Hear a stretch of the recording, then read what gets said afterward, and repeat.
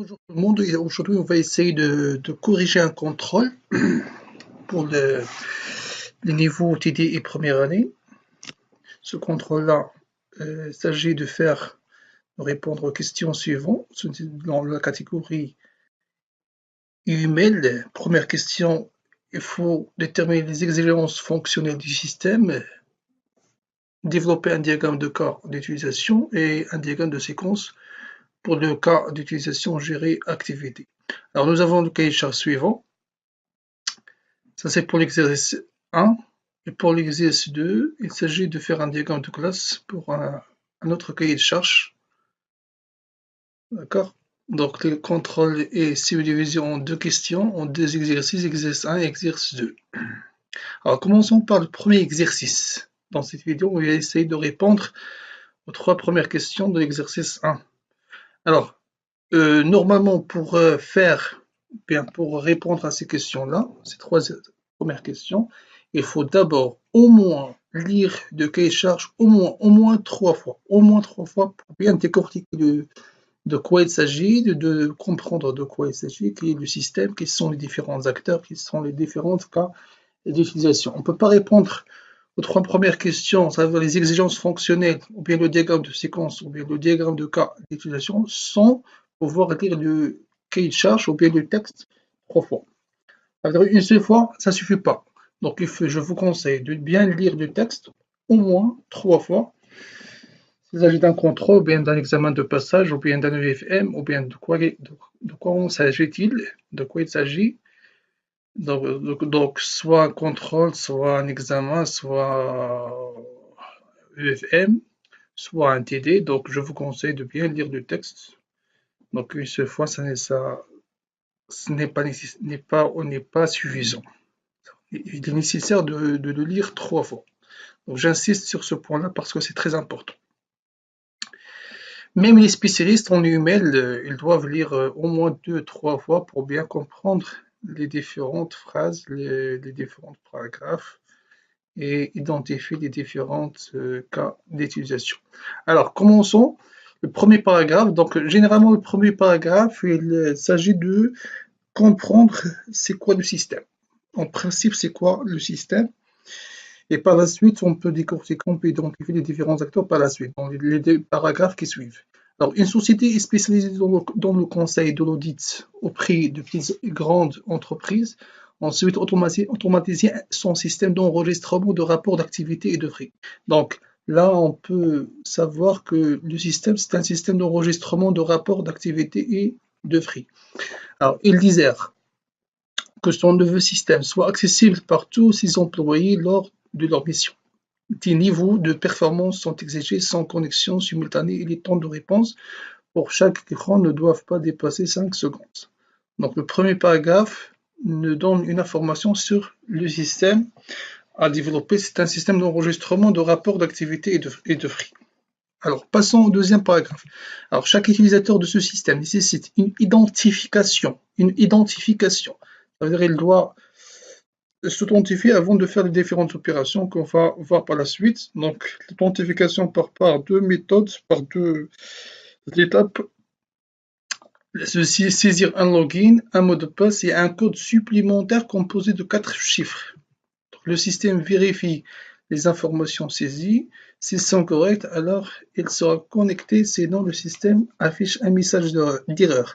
Donc là, dans le deuxième paragraphe, il nous donne une explication détaillée sur comment s'identifier. Donc, sinon, si on veut faire un diagramme de séquence, c'est bien détaillé dans le deuxième paragraphe.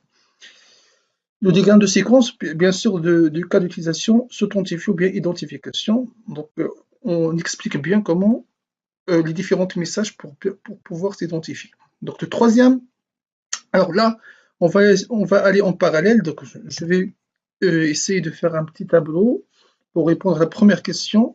Donc, première question, les exigences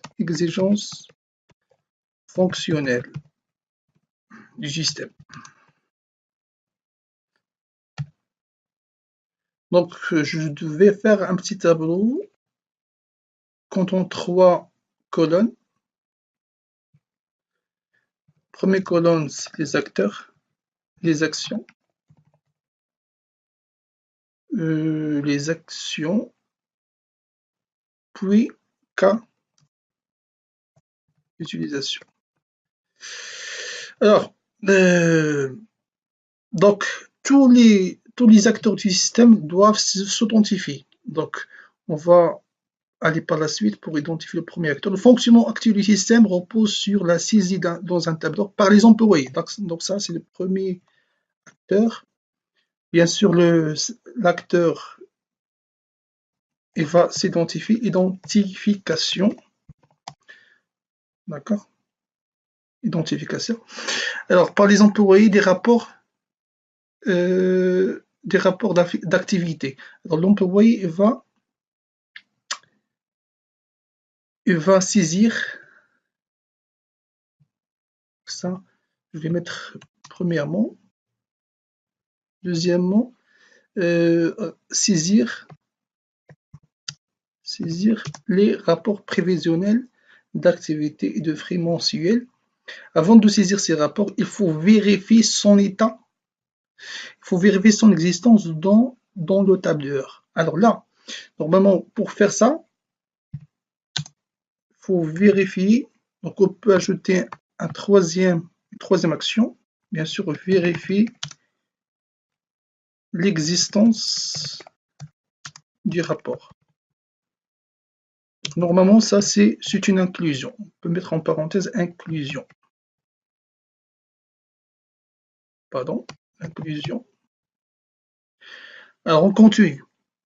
Alors, ces rapports contiennent le nombre de jours travaillés prévisionnés dans le mois, la répartition par projet, le nombre de jours par projet, le trajet, etc. réalisé dans le mois, un cumul de prévisions dépensées par ça, ce sont des détails. Si on veut faire un diagramme de séquence, alors on n'en a pas besoin. Alors, le paragraphe suivant. Ces rapports prévisionnels sont envoyés automatiquement à la secrétaire. Donc là, secrétaire, c'est un autre acteur. Je passe deuxième ligne. Secrétaire de la division en début de mois par messagerie. Le secrétaire relance via la messagerie les employés. Alors, relancer les employés. Ça, c'est la première action. N'ayant pas fourni leur rapport. Par exemple, s'il y aura des employés qui n'ont pas envoyé leur rapport, ou bien qui n'ont pas saisi, ou bien qui n'ont pas envoyé leur rapport, alors le secrétaire, son rôle, c'est de relancer ces employés par message. Le secrétaire effectue par la suite une consolidation par division de tous les rapports. Alors, je vais mettre consolider, consolidation, bien consolider, etc. On peut mettre un verbe ou bien on peut mettre comme ça, consolidation par division.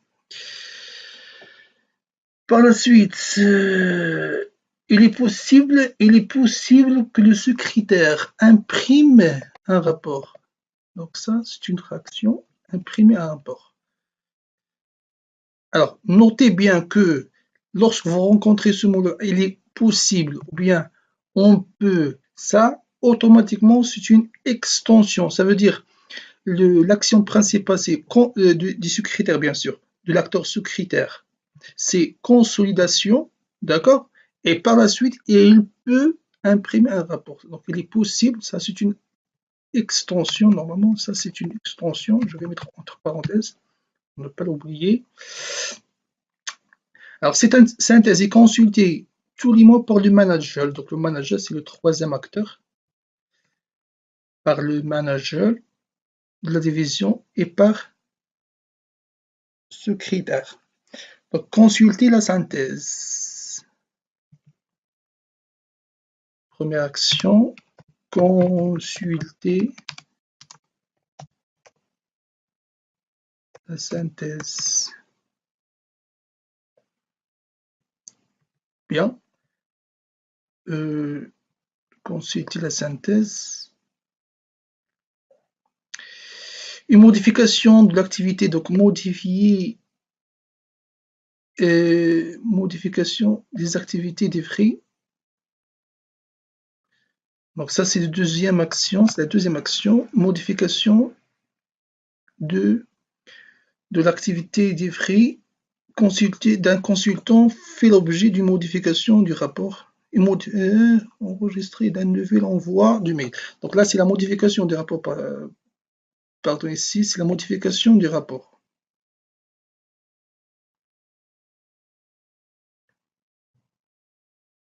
Modification aussi.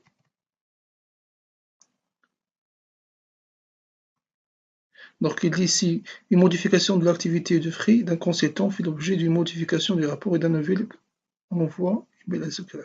Donc, troisième modification du rapport,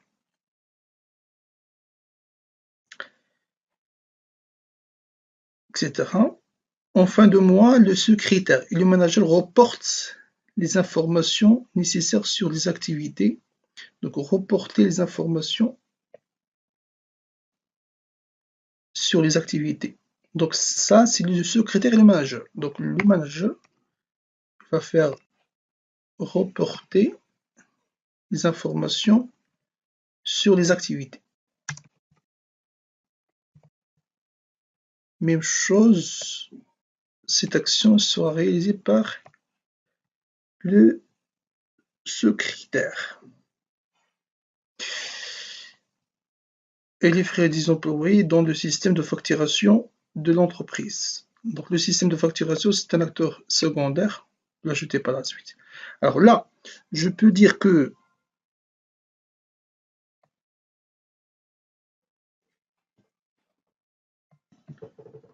alors je continue. Alors, une remarque très importante, lorsque vous entendez modifier ou bien ajouter ou bien supprimer, là, automatiquement, lorsqu'il y a une modification, il y aura ajouter un rapport. Et il y aura supprimer un rapport.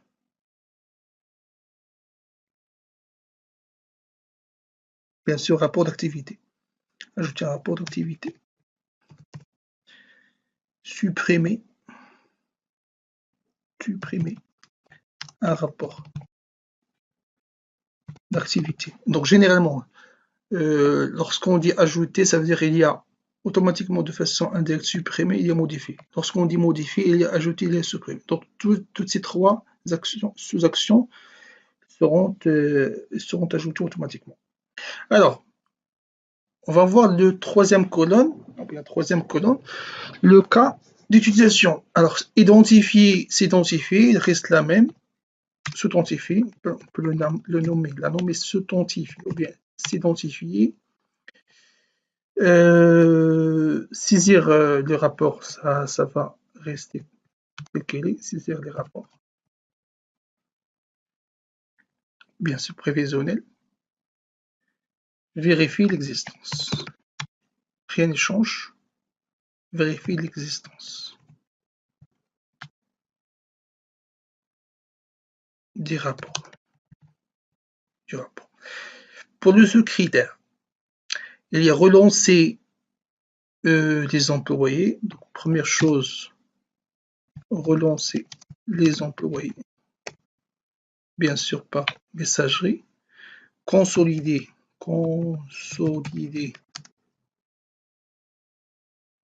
tous les rapports.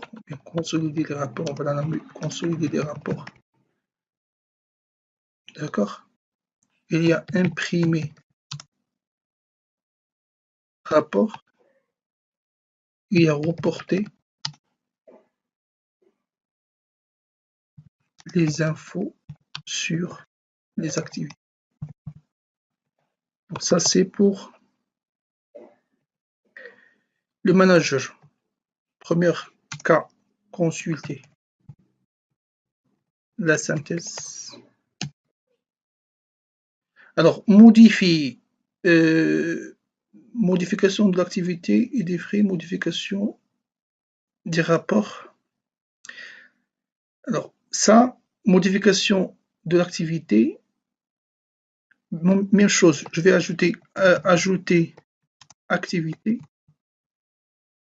supprimer activité. Même si ça n'existe pas dans le cahier de charge, lorsque vous entendez modification, donc automatiquement il y a un ajout, il y a une suppression. Donc, modifier activité, ajouter activité, supprimer activité, je vais mettre gérer activité. Même chose, modification du rapport, ajouter un rapport, supprimer un rapport, gérer les rapports. D'accord? Puis reporter les informations. Les infos sur les activités. Donc, ça c'est la première question pour les exigences fonctionnelles.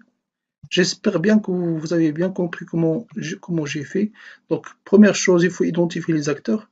Lorsque vous entendez des verbes, ce sont des actions. Identifier, saisir, modifier, consolider. Donc, tout verbe qui existe dans un cahier de charge, il est sensible d'être ou bien susceptible d'être une action ou bien un cas d'utilisation. Par la suite, troisième colonne pour les cas d'utilisation, je peux regrouper les actions qui sont semblables, modifier, ajouter, supprimer. Donc, je peux dire en gros gérer activité.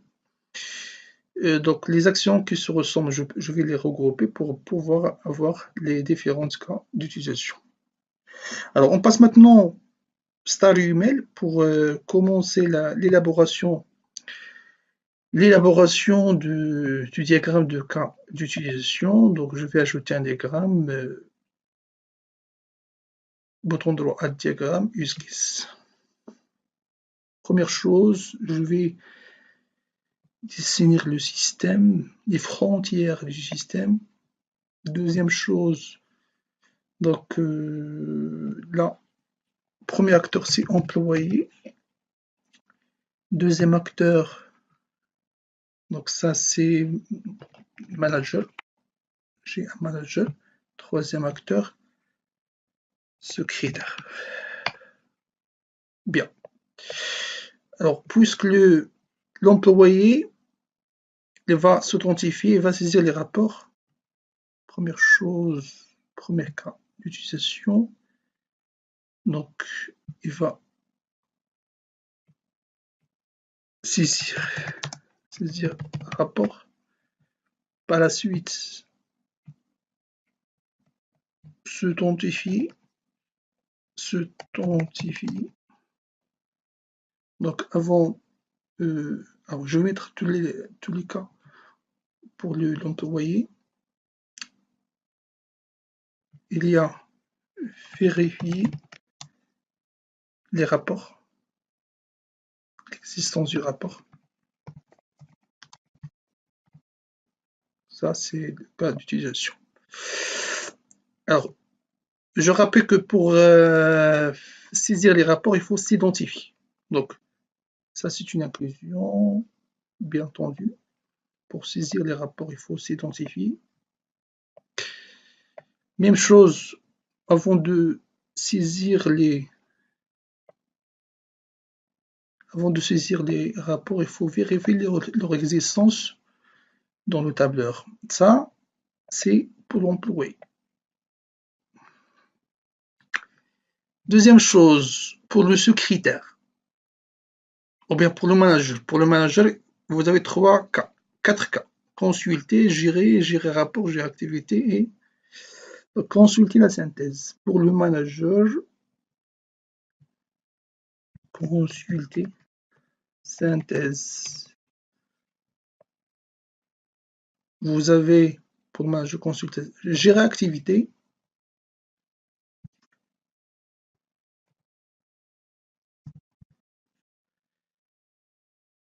Gérer rapport.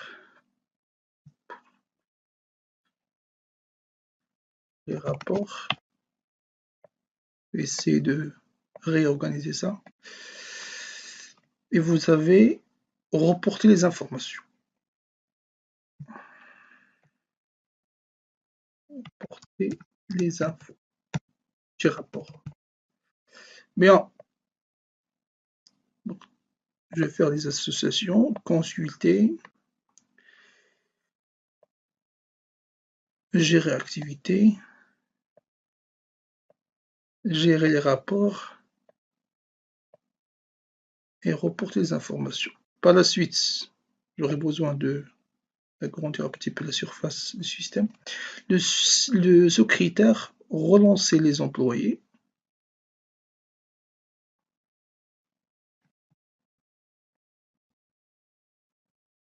Ça, c'est le premier cas d'utilisation. Consolider les rapports.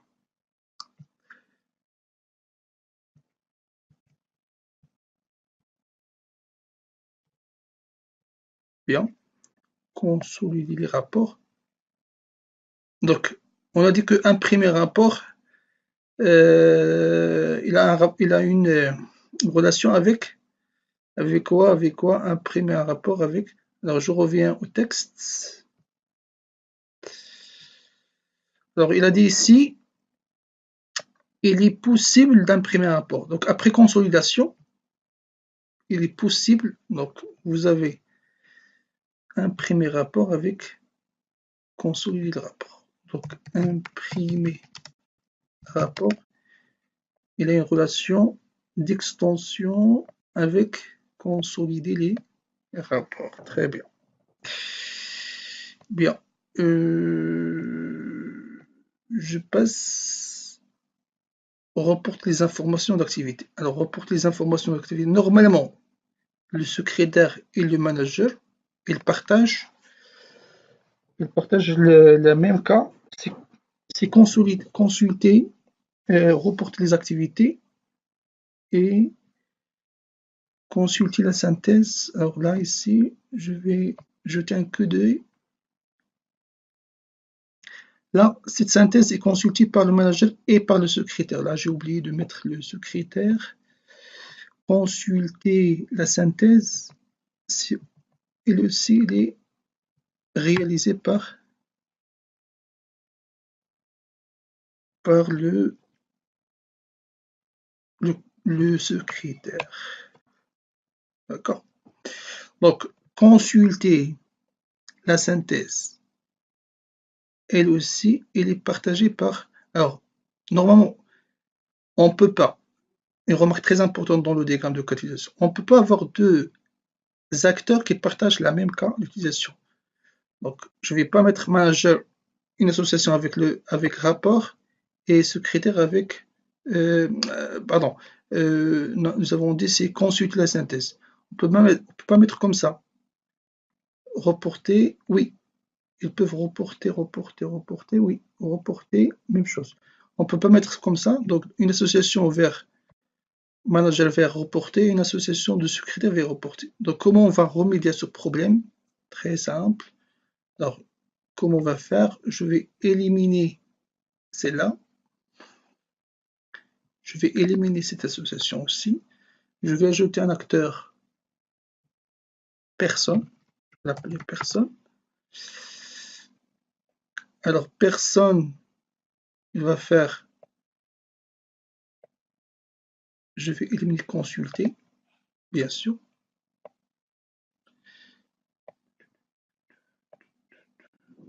Alors, personne, il va consulter la synthèse et il va reporter.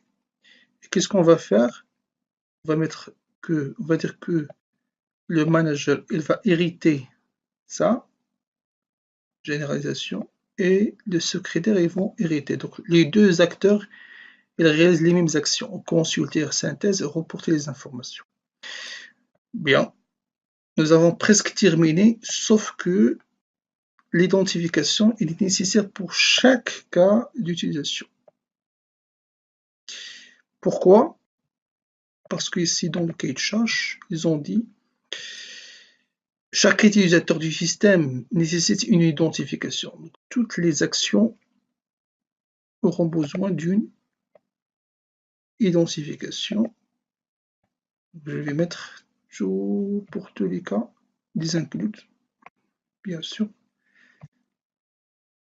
Faut pas, normalement, il faut prendre attention. Si on utilise un logiciel de modélisation comme Staribel, il faut réorganiser les associations, les différentes inclusions, extensions.